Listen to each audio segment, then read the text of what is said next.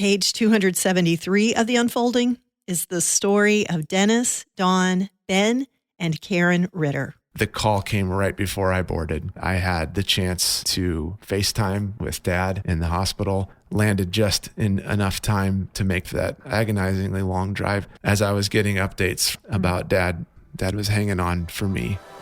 God's story has been unfolding. Since the beginning of time. He invites you to be a part of it. Wow. Another page in The Unfolding. Hey, this is Meredith Foster. For most of us, we spend our days avoiding the topic of death. We don't want to think about it until the day we're forced to. But today, I want to invite you to pause that instinct for just a moment and listen to a story that might change the way you think about saying goodbye to the people you love. Because the truth is, every one of us will come to the end of our days on this earth, and many of us will one day walk alongside someone we love in their final days. How do you walk that road well? This is a story about that. Dennis and Dawn Ritter shared the first part of their story in last week's episode. If you haven't heard it, I recommend going back and listening to that story first. It's page 272 of The Unfolding. This week, we hear the next chapter, and we're joined by Dennis and Dawn's children, Ben and Karen. This is a story about faith, about family, and about the kind of hope that can hold you steady even in the most painful moments of life. Is it a hard story? Yes, but it's also a beautiful one because Dennis and Dawn's family discovered that even the day you have to say goodbye for now to someone you love, it can still be filled with love, peace, joy, and the very real presence of God. We had just come back from a beautiful vacation with our family in Colorado. It was in July. I had several friends in the neighborhood who had lost their husbands, and Dennis and I both had such compassion for these young women that were losing their husbands because we had almost lost him over and over again. One day I just offered, what if we got together for dinner? They mentioned that the weekends are always the hardest for them, missing their loved ones. And I said, well, what if we got together? And so we had gone to dinner, these three widows and myself, friends, just trying to encourage them and create a space for them to get to know each other better and share.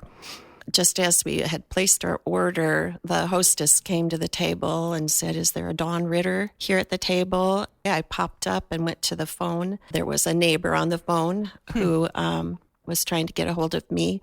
Those gals, just some of them knew Dennis's history with these other heart attacks, and they followed me to the phone.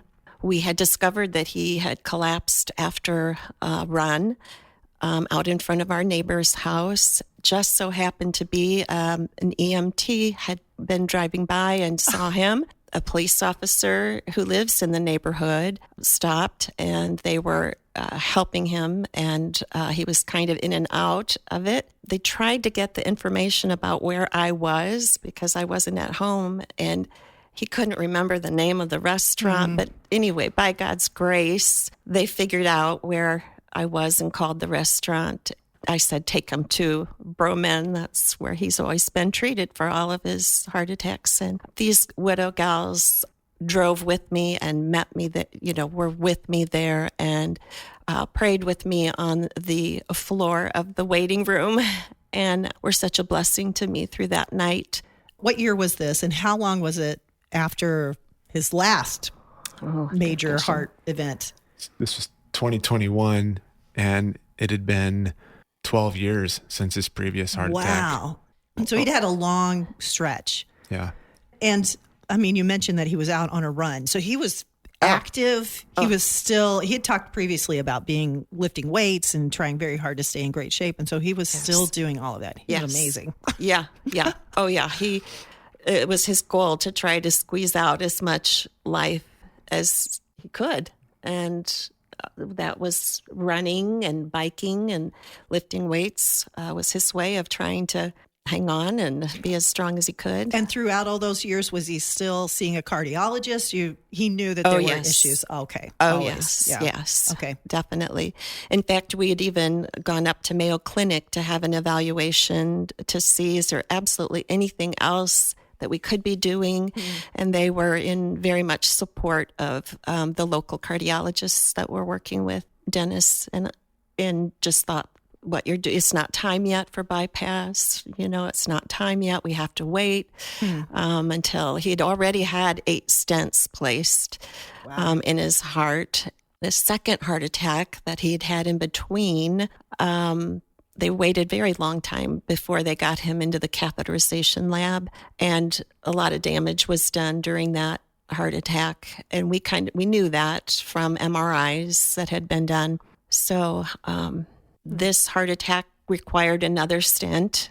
He was able to come home and recover again from that heart attack and go through cardiac rehab one more time. Wow. He was well known there in that department of the hospital and got strong again in 21.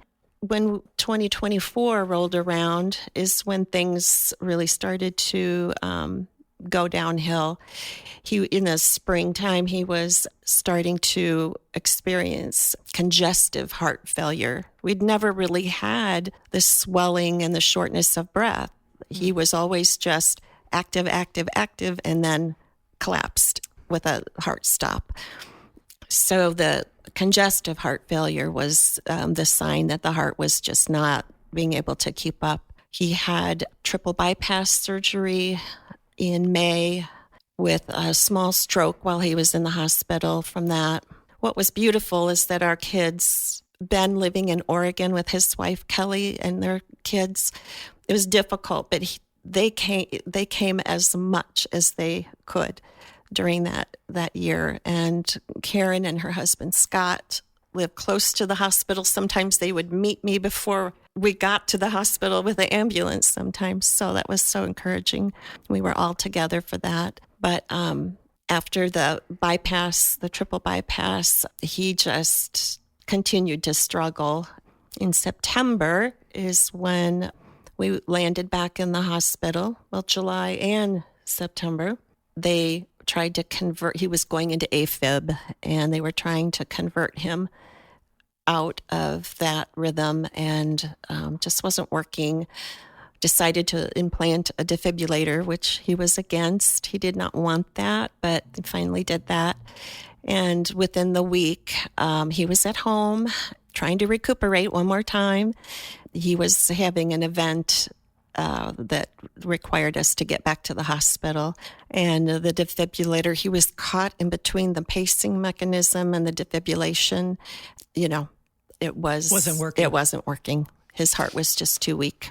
There's so much medically that was going on with his health, and he'd been so active. I assume that's changing in 24 and that part's beginning to change especially as well. With the stroke. Yeah. Okay. One of the things that we talked about from the first major heart event that he had was this experience where that he didn't even necessarily remember a lot of detail about, but he just knew when his heart had been started again, he knew he'd had an experience that was love and peace. And as we talked about in your first interview, removed the sting of death. Yes. Did that maintain for him through all of these years as he was going through one more heart event after another? Oh, he remained steadfast in that. He was, I think, Ben, you said it well about feeling caught between what's to come and what, his family here. But he was completely at peace and loved reading books on near-death experiences and what heaven is like. Mm-hmm. And he was in the Word every single morning, and he carried a lot of it quietly to himself, the burden of it, but he was open, of course, to sharing. But I remember that last day when we landed in the hospital, he said, well, I didn't think today was the day that I wouldn't be going back home, but he was at peace. It was really a beautiful day. He was at peace. We played music that he loved, and he remained forward looking to heaven and with hope. He also held on to his servant-heartedness. Anytime you would look around, he would be serving someone, whether it was his family or a friend or a stranger, he would always be serving. And so to not have lost that desire to reach out and to do for others was just such a beautiful testament of his heart. The last time I remember him showing up and serving our family, I was upstairs in my attic working at my desk because I worked from home at that time. We had just talked about needing a new lawnmower, and he found a rotary lawnmower on the side of the road, fixed it up for us a little bit, and showed up and was mowing for us. Oh my goodness. He loved to be able to serve quietly. Mm-hmm. He loved to do it unknown to others. He just to show up and to do that is just such a memory and a picture that will never leave my mind. Yeah, his life verse from Ephesians, husbands, love your wives as Christ loved the church. He wanted to be Jesus to us. He did not want Dennis Ritter to be known. I love how you shared that, Ben, in his service. Both of the kids, along with their spouses, spoke at his service. He wanted people to know the Lord.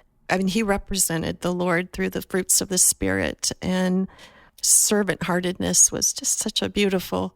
When you hear the name Dennis Ritter, you think of kindness and servant-heartedness, and it was because of his relationship with Christ, what he realized that Christ had done in his challenging life. All of these challenges could have pushed somebody away from the Lord, but it drew him and I think his family just closer and closer to the Lord. Yeah, and I think what was pretty amazing to watch, especially those last 3 years from his third heart attack until he passed, was he did yearn for the peace and finality and the new body that came with death. He yearned for that, the experience and the touch of peace and hope that he had in that first heart attack.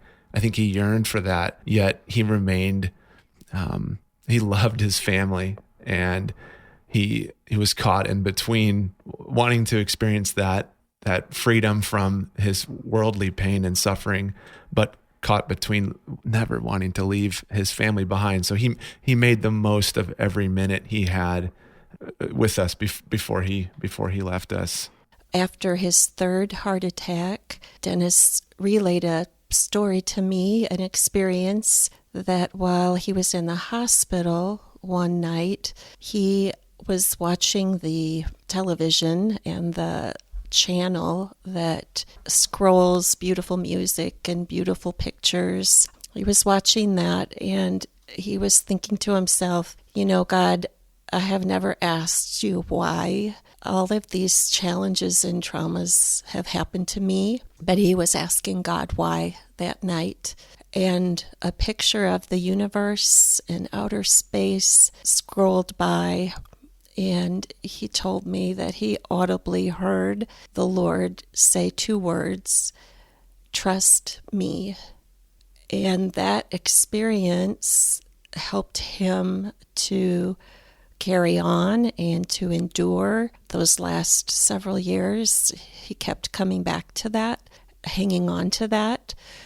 The hope of heaven remained constant, but it wasn't to say that it did not challenge him and cause him to feel the weight of what he was enduring, but that God had spoken to him was an overwhelming blessing to him, and it made all the difference. You used a phrase in our first interview that you felt like you were living on borrowed time, and that was 2018. Mm-hmm. You've described how he lived differently. I'm curious about the tension of that, because it's one thing to know you're living on borrowed time and it motivates you to love your family, to make the priority things, but it also could have created anxiety with every, trying to squeeze the most out of every moment. And he sounds like a person of peace, not a person of fear. And I think that is remarkable. And I think I'd love to dig into it a little bit more if you can share about that. Yeah. I think he tried to protect us a little bit from what he was carrying, the weight of it. But that last summer, I mean, the congestive heart failure is a scary feeling when you don't feel like you can breathe and, waking up through the night, not being able to get back to sleep because you can't catch your breath. I think that weighed on him quite a bit. But he tried to protect us from that and he didn't complain. He didn't get obsessed about it. He just would share, I think I'm feeling this a little bit more today, and try to carry on. So one of my favorite photos that I'll cherish for the rest of my life was the biggest smile on his face with a hospital gown on, about to go into open heart surgery. Really? I mean, he could have been a Ralph Lauren model, just great big smile. And the lighting was perfect despite it being in a hospital room. But he had this joy even in the darkest and hardest moments. And looking back at his life and everything he's gone through, I don't know how he did it. But, we do know because he got his hope from the Lord. Oh, and I'd love to dig into that. What did that look like for him? I know a lot of that's private for him, but you guys got to be up close and witness it.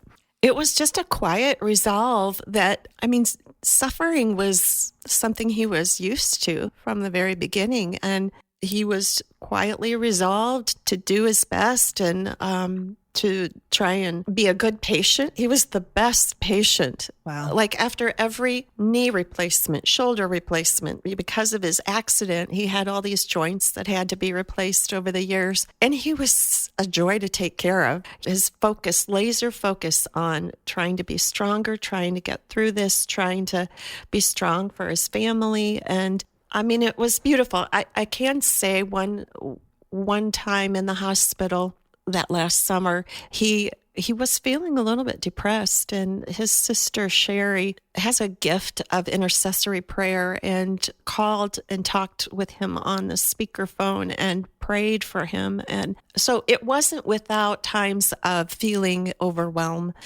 and feeling just tired of hurting.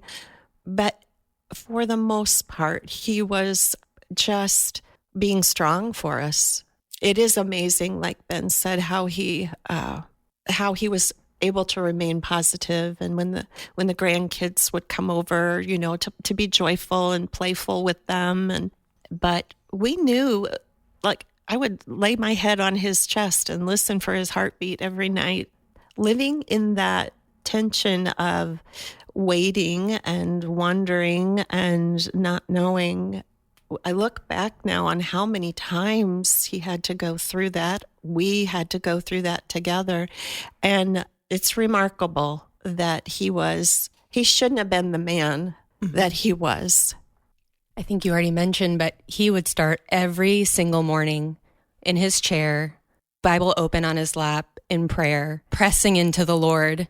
He was a quiet man, and he was such a good listener. He knew when to speak and when to listen. And I think that really aided him in his ability to hold on to peace, the peace that the Lord gave him every morning. Every morning, the Lord would provide just enough for the day. And Dad listened to that and paid attention to it. I don't even know that you can imagine, but if he hadn't gone through this burden to carry for most of the last, what? Well, I think his burdens began, early in life. Some challenges with his personal challenges in his family and friendships, and so he was. I think Ben said it best in the service. He was stronger than any of us ever realized. Mm-hmm.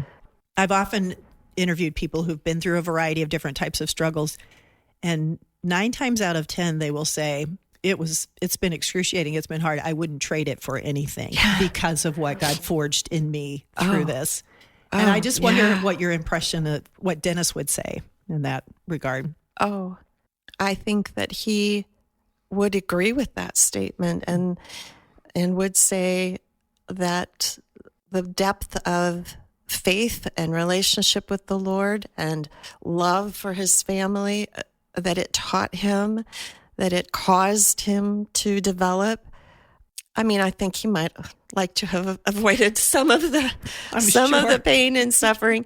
But from my perspective, I can say that I can't imagine a different kind of marriage or life because of the richness and the serving one another and caring for him and helping him to recuperate, and the love that is shared in those tender moments that doesn't just happen when there isn't suffering and work and hardships, good beauty for ashes. Mm-hmm.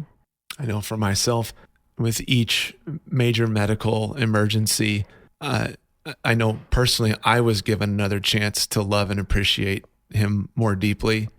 And I don't know that would have happened without these close to end experiences. And so, yeah, with each one, I was able to say things that I wouldn't have said, things that I wanted him to know. Even just last summer in July when we were home to celebrate his birthday, I had been holding on to something for a long time.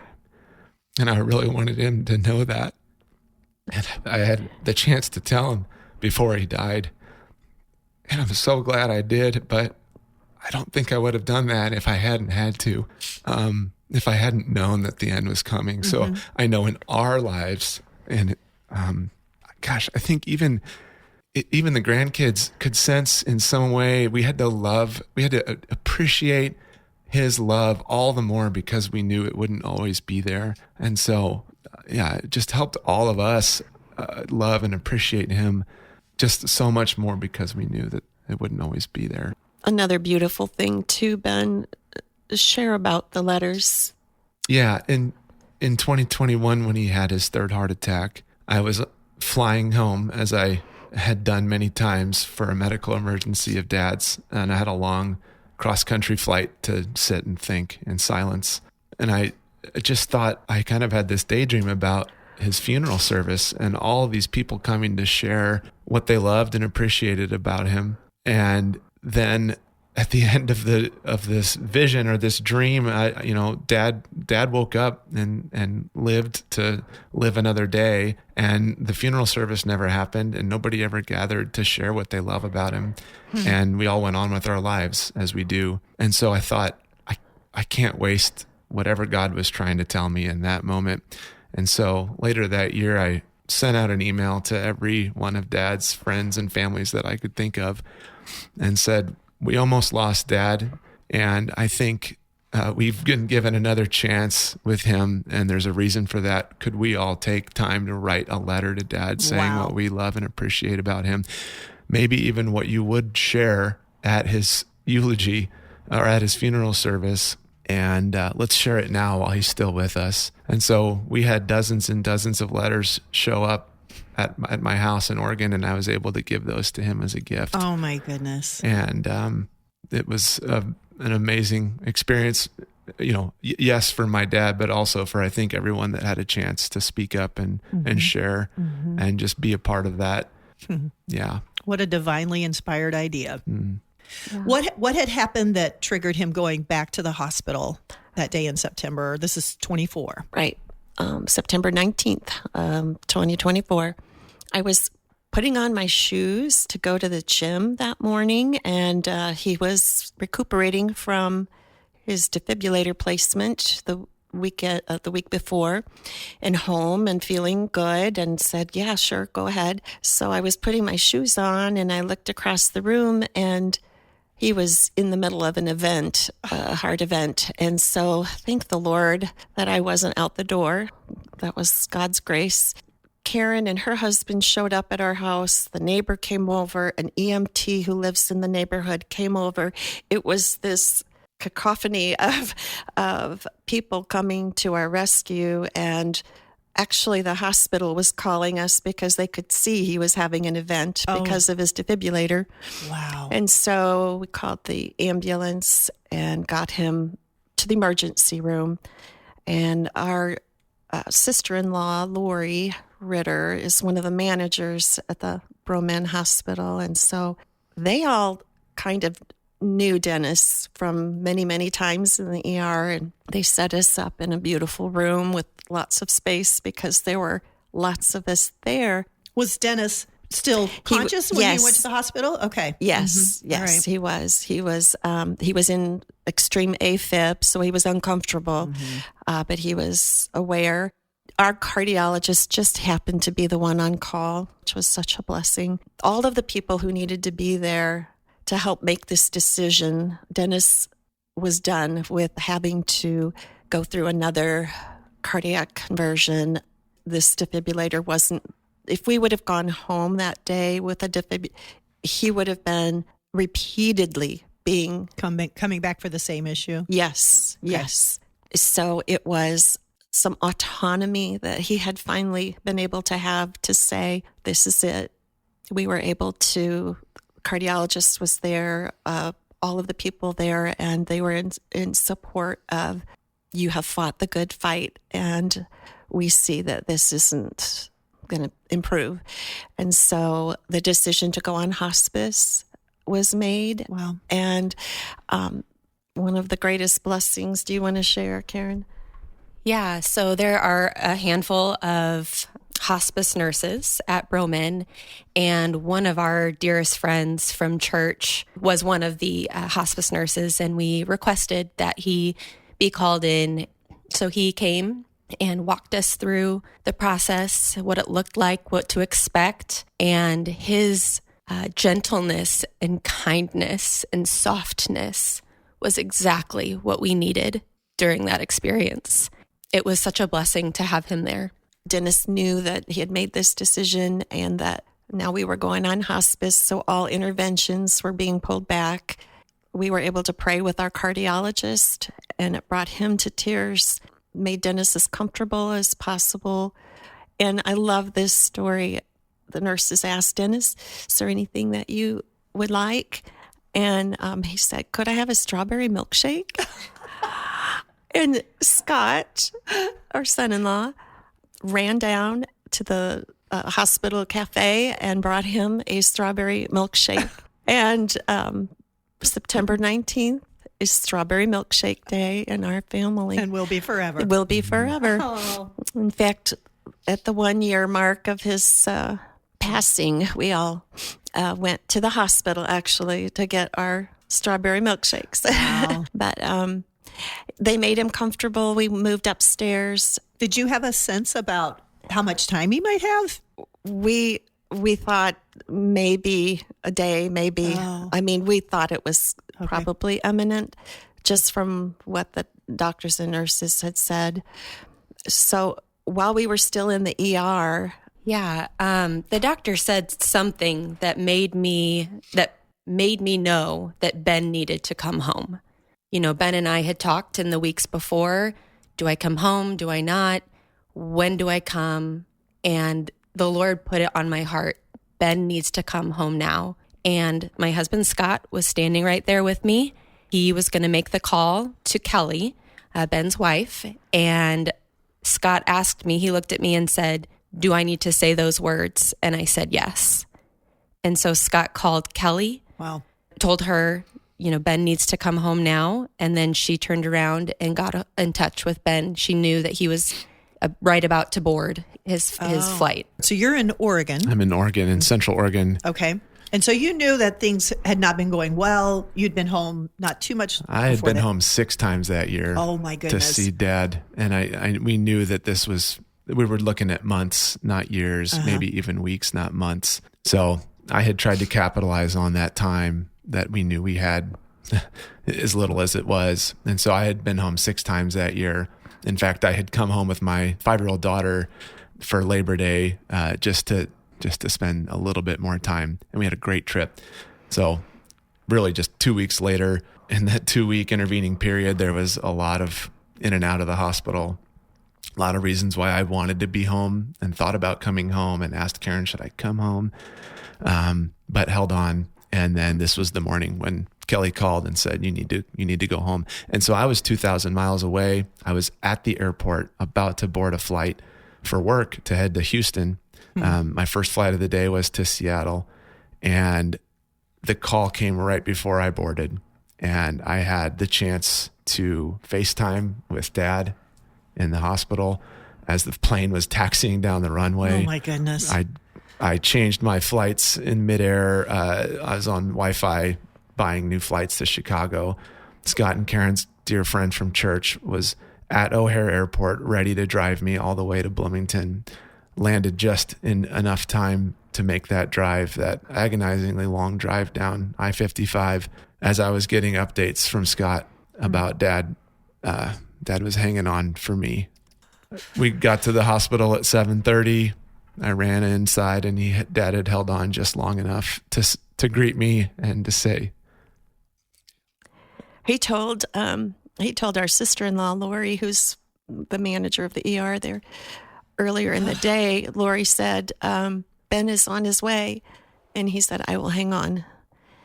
And it was a beautiful time together of loving on him. And he suffered until the end. He was having heart attack after heart attack after heart attack that evening, and we could see him suffering, and they kept giving him some more medication to comfort him. And I'm just so thankful that they had a little bit of time where he was still a little bit coherent, and they shared some beautiful words, and we all just played some beautiful Christian music and sat around him and prayed, and just asking the Lord to receive him into his kingdom. And I remember him opening his eyes really wide and looking at me one last time, and just kind of that was his end, the end. And we just stayed and prayed, and I crawled up into the bed next to him, and just thanked the Lord for this man's life and his love. And it was a beautiful time for us. Moments like that remind us how precious every second with the ones we love really is. Dennis's life and love left a mark that carries on in Dawn and Ben and Karen, and in the ways that God continues to show up for them. In the next half of our conversation, they're going to share how their faith and hope have sustained them, even after such a heartbreaking goodbye. God has carried us, and just like He carried Dennis through all of these traumas and challenges, we have seen the Lord carry us through losing him and learning what does it look like to live without Papa Dennis and Dad and husband. I know that we are still early in our journey, but God has shown up in beautiful ways of people reaching out and caring for us and paying for his cremation and staying to help put together his service.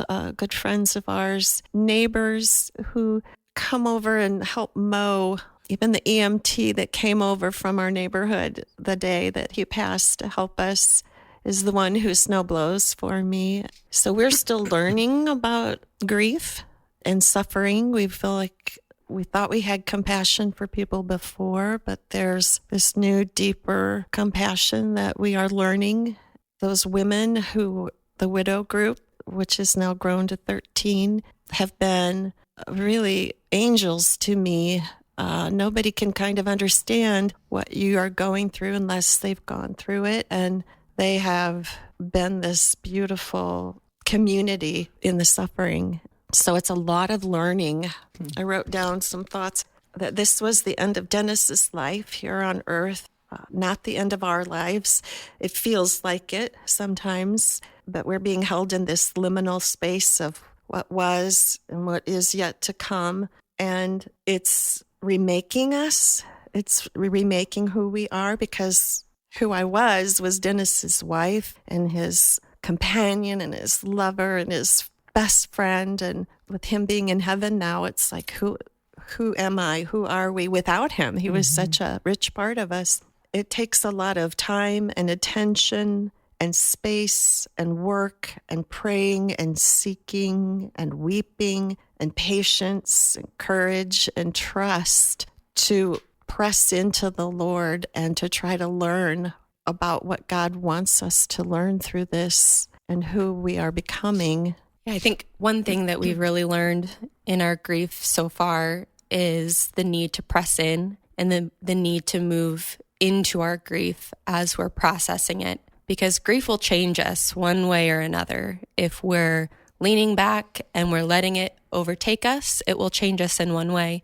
But if we lean into it and we actively process and we share with others and we take time to listen, if we take time to feel our feelings and not be ashamed of them, not be upset about the feeling that we're experiencing, but just to experience it and know that all emotions are from the Lord. God gives us emotions for reasons, and that's okay to take time and space to experience them, and that new things will come and new times of feeling will come, and there are times of joy and there's time of crying and grieving, and there's times for all kinds of things in the midst of our grief. But pressing in and moving into it has really helped me process my grief. How have you seen God show up and comfort you? I mean, one of the words you use is he's carried you through it. 2 weeks after he passed, we had his service. And then the very next day, I started back at work. And I was told that my job was being eliminated. The next day after the service, you got that news? I got the news, but I had to hold on through the end of the calendar year. Wow. Okay. So there were a couple of months there that I was anticipating this loss of income and work and insurance. I was obviously at the lowest I've ever been. I had nothing to give toward interviewing and talking myself up and selling myself to a new company. Scott and I were praying and talking to our friends and sharing this news and asked for prayer. And one of our good friends knew to talk to somebody in particular who was kind of a distant friend at that point, more of an acquaintance. And the Lord just worked so miraculously.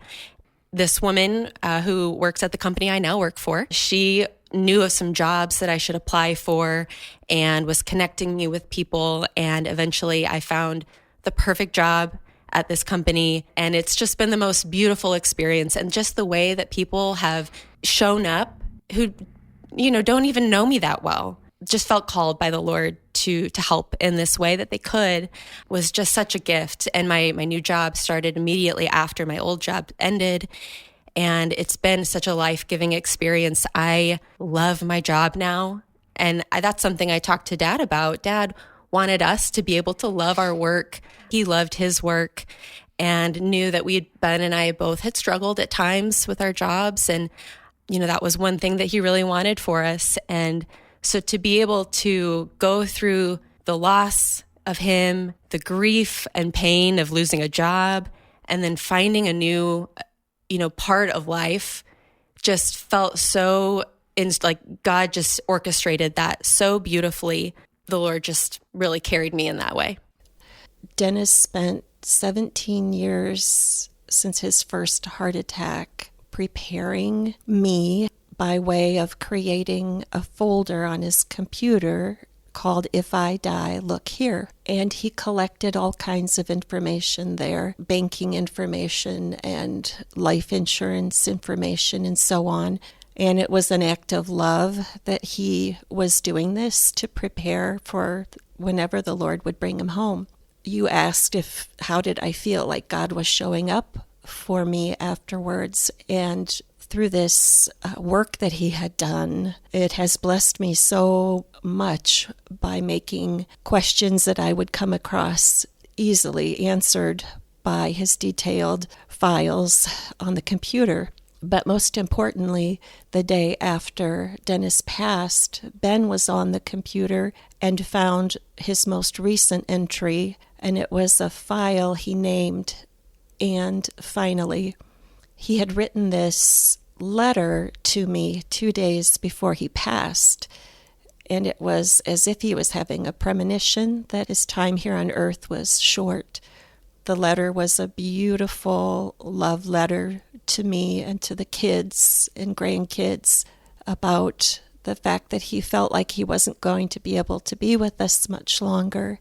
I just want to encourage families, as we said earlier, to share your eulogies and to share your love with one another, even maybe to write things down, because it has been a huge gift to me. And it feels like Dennis continues to reach out from heaven and bless us through these different ways. Yeah, I spent the last 20 years of my life living 2,000 miles away from my immediate family, from Dad. And so I really struggle sometimes with all the years that I missed being close, like experiences and time together. And I just missed a lot, moving to the West Coast for college and then staying out there. But what I always had throughout those 20 years was his voice, whether it was on the phone or by email. I learned as I got older how much wisdom he had. And I think we all see that in our parents. We figure that out, don't we? As we get older, we figure out they know a thing or two. But man, for such a quiet guy, he was full of just the deepest wisdom. And it came from the Lord. Like Karen said, he started every morning in Scripture. And so his wisdom wasn't some source within himself. It came from the Lord. So I just loved going to him with questions and challenges. And I was also in a professional conundrum at the end of the year, a couple months after he passed. And I thought to myself, man, I wish I could talk to Dad. He always had good insight. And I said, well, what have I been left with? All of these great insights from him over the years. And so what would Dad say in this moment? And I just remember his voice, like almost speaking out loud to me, and just said, do the absolute best you can with the opportunity that God has given you. I followed my dad's advice, and within a week, I got an answer that I needed from work. An opportunity opened, and I just saw that as fruit of Dad's good wisdom. I saw that as God giving me comfort as I missed being able to actually talk to my dad. I had Dad's wisdom inside me. Along with those widows who are showing up for me, I've got a dear friend, Chris, who lost her husband 10 months before I did. Our families raised our kids together. To have such a close friend like that has been a gift from the Lord. How could we ever have known that we would be walking this walk together? But she's the one I can call late at night. Almost daily we communicate. And so God is providing just a really deep, personal friend like that. Also, we had the opportunity. I asked a friend at church, what is our church doing for widows? Because I just wondered if there was a ministry and I think our church feels like small groups are the place that you would be ministered to. But widows and widowers have unique needs. And so I had the opportunity, along with another team of women, to put on a widow conference at our church last October and bring together speakers and breakout sessions. And I feel like God is showing up for me in those ways as well, as learning, opportunities to learn and opportunities to serve and stepping out in different ways. God's showing up and speaking to me in those ways. Also, along with neighbors and friends, we had a friend who's Karen's age. She called or texted every single week in the last year. A busy mom, a nurse, another friend on the 19th of every month, she texted me. God prompts us. He puts people in our minds and hearts for a reason. And then when people act on those promptings, it is such a powerful thing. They have no clue how profound it is, because once the funeral is over, once the people go back home, everyone's going on with their life, but your life has been changed forever. And to be remembered and to be noticed and to be thought of, to be texted, those are all ways that the Lord is sustaining us, along with meeting with Him every day and growing in the Word and growing to understand God's love even more than my husband's love. Sometimes we can put our family as idols in our lives, and to grow in understanding of the depth we think, wow, our husband's love is amazing, but God's love is far beyond, higher and wider and deeper than we can imagine. And so he's teaching me about that as I sit with him and cry out to him in desperation for him. So it's like a college level course that, we're going through, trying to learn and trying to grow and looking for the Lord in these ways that people are showing up and receiving those as blessings. And then I have a couple who sit with me at church every Sunday and save a seat for me, and they are so servant-hearted, and I want to follow their example as I heal, and I want to do that for others. And I think the Lord is providing those opportunities. There just seems to be more and more widows that are showing up in my life, and so those are some ways that the Lord is caring and showing up for us. I'm just thinking through what we talked about in the first interview. His near-death experience was one thing that gave him hope in heaven, but obviously his lifetime of learning to lean on Jesus, to have a very real and vibrant relationship with him. The reason that death doesn't have a sting is because we have a hope of heaven. There are many people who walk through loss who question what happens next, what's happened to their loved one. You three seem like people who are 110% sold on the fact exactly what, because of the way Dennis lived, what is happening next. Yeah. And I'd like to talk about how having that hope of knowing where he is changes the way that you grieve and you walk through this. I can't imagine not having that hope, but because Dennis gave his life to Christ, asked Christ into his life, we know that from Scripture, we know that to be absent in the body is to be present with Christ. I know that I'm going to see him again. Ben's pastor had a beautiful sermon about heaven, and maybe you can share a little bit about that. But from what I understand, from what I've read, we'll definitely meet again, maybe not have the marriage relationship, but we will be there together, and our family will be there because of what Christ did on the cross. And to know that he is there right now in the presence of Christ. I mean, we joke about, he's probably riding his bike and, doing wonderful things, but we don't know the specifics of what heaven, what we'll experience in heaven, but we know it's good because we serve a good and faithful God, and that it's beautiful, and that there are no more tears, and that there is no more crying. I look forward to being there with him, and that gives hope. Every day that goes by, I'm a day closer to seeing him again and to worshiping God next to him in perfection. We're going to be perfected. No more pain, no more wrong thinking, no more self-focus. It will all be about the Lord. And it's kind of hard for our minds to try to contain that, but we know it's good. And that gives us all the hope. One of the strange things, I think, when Dad first passed was knowing that somebody I knew so intimately was with Jesus. And just kind of that realization felt far more personal and far less scary to think about death. I think because of it being unknown and incomprehensible, but knowing it's good. I've always felt a tension between anxiety and joy, but knowing that my dad is there waiting for us, I think brings a lot of comfort. And even the way we talk to our kids about where Papa is, they don't seem afraid when we talk about death and dying because Papa's there. Papa's safe. Papa's good and fun and wonderful. And knowing that that's awaiting them in addition to all of the goodness that we just can't even wrap our minds around, I think has helped us talk to them about death and dying.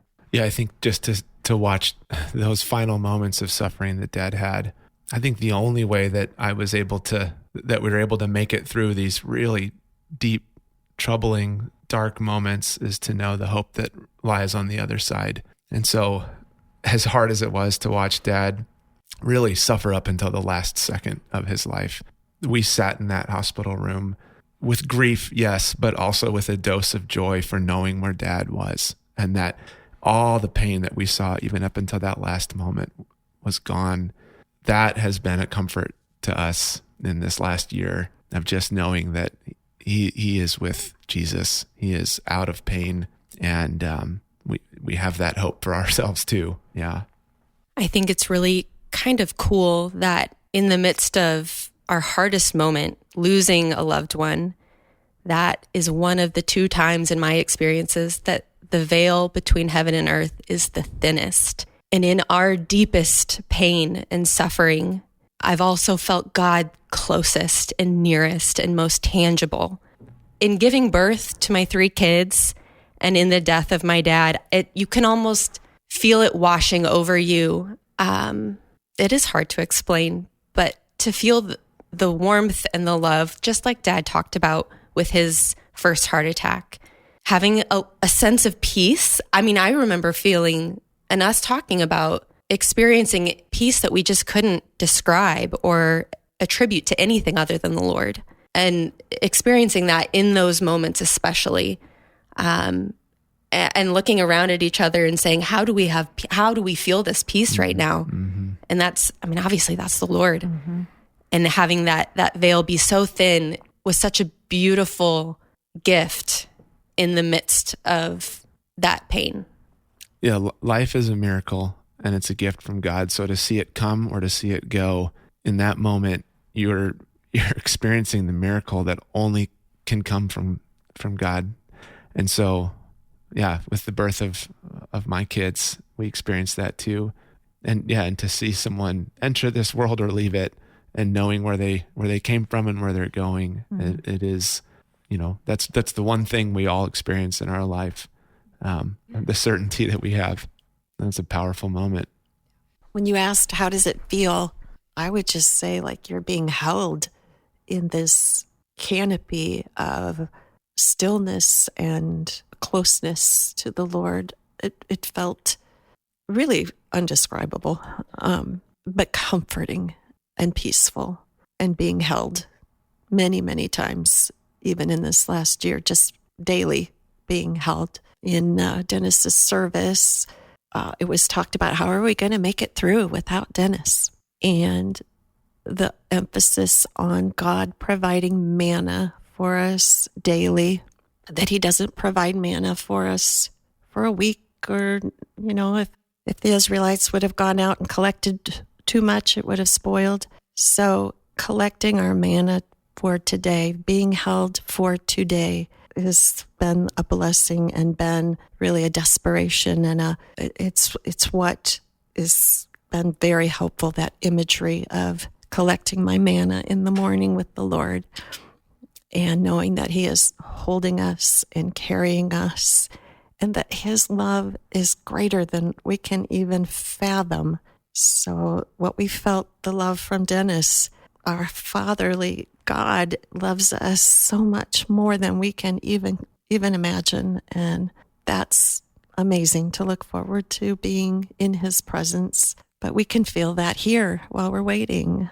You could have gotten stuck in a place of, God, why didn't you heal him? Because God could have healed him. Oh, yes. God could have miraculously healed him. Yes. At any point along this journey. Dennis could have got stuck there. You could have gotten stuck there. And I know that we're talking to people who have gone through a deep loss and feel so betrayed by God because he didn't do what he could have done. I've thought about that a lot throughout all of the different experiences that we've had, and I keep coming back to knowing that God's goodness does not look like one thing. God shows God's goodness in all the ways. God meets us in our suffering, no matter what that looks like.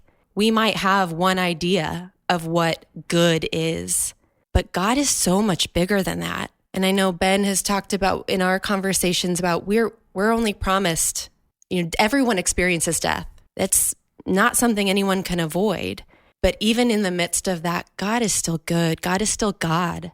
I think we prayed with faith for healing for him over and over and over again, many times. Prayed for faith for healing for him. We believe the stories of the Bible. We believe raising Lazarus, but God may have a bigger plan.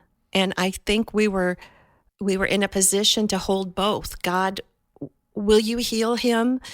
But if you don't, will you carry us? And, God did heal him. He healed him in a different way and created him completely whole. He healed him to bring him into his presence. And we are not God. His ways are higher than ours. I don't feel a bitterness about that. I feel like, Lord, you are in charge and you have written the stories of our lives the way you think best and what will bring you the most glory. We just humbly are searching to stay on the path that you have created for us. And oh, how we would have loved a miraculous healing. I can't imagine what Dennis could if he was completely healed. That would have been just the most beautiful thing. But even more beautiful is this spiritual healing and the emotional healing. He had a lot of things that he carried emotionally over his years. And so I do understand that some people can get stuck. God, we prayed for healing, and why didn't you heal?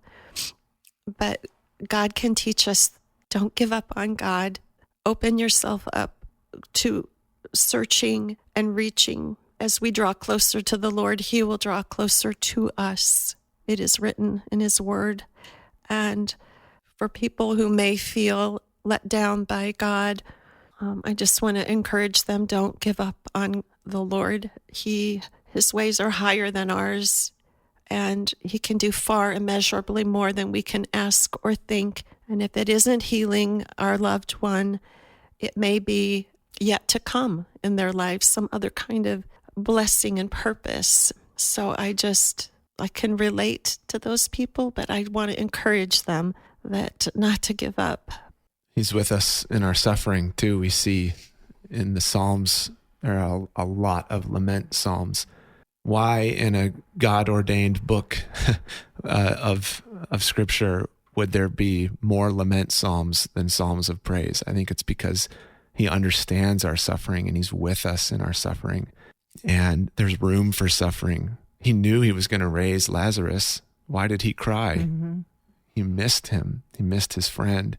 He experienced the suffering as a human with us. And so I think I take comfort in that, even in the midst of the questioning of why did Dad have to suffer so much? Mm-hmm. I take comfort that God laments alongside us. I also know that he works all things together for good. And so I've been spending the last year and a half looking for these Ebenezer stones of goodness throughout Dad's long story of challenges. And that has given me great comfort and hope. Again, even in the midst of questioning, why did he have to suffer so much? I look at all of like we've shared this last hour, these stories of goodness throughout the suffering. Why would God bring about such a hard life?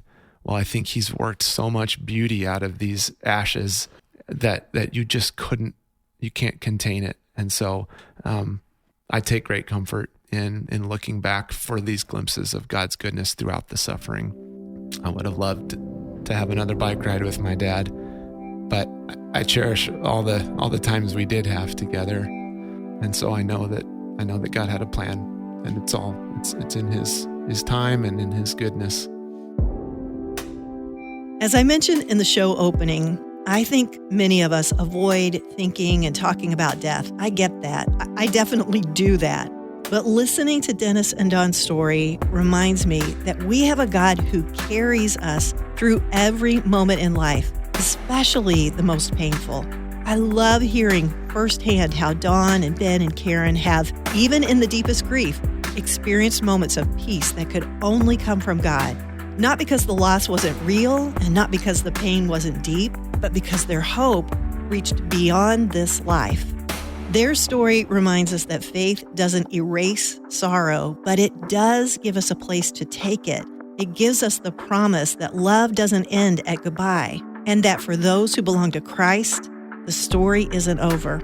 If you're walking through grief right now, Dawn shared several books and podcasts that have been meaningful to her in her own journey, so we've linked to those in the show notes. We also have a link to a podcast called A Widow's Heart. It's hosted by Pam Lundell. It's a podcast that shares honestly about the journey through widowhood and how that experience has shaped Pam's life. If you're navigating loss or walking alongside someone who is, we hope these resources will be helpful to you. Thanks so much to Dawn, Ben, and Karen for being willing to share this very sacred part of their story with us. Our hope is that their story gives you hope that even when you walk through the valley of the shadow of death, God will be with you. He will lift you up and carry you. Thanks also to the team that makes every episode of The Unfolding possible, Michael Shermack and our producer and network director, Jason Rackow. The Unfolding is a part of Faith Podcasts. You can hear more inspiring stories, including a new epic podcast coming this Easter called The Christ at myfaithpodcast.com. We'll be back next week with another page of The Unfolding.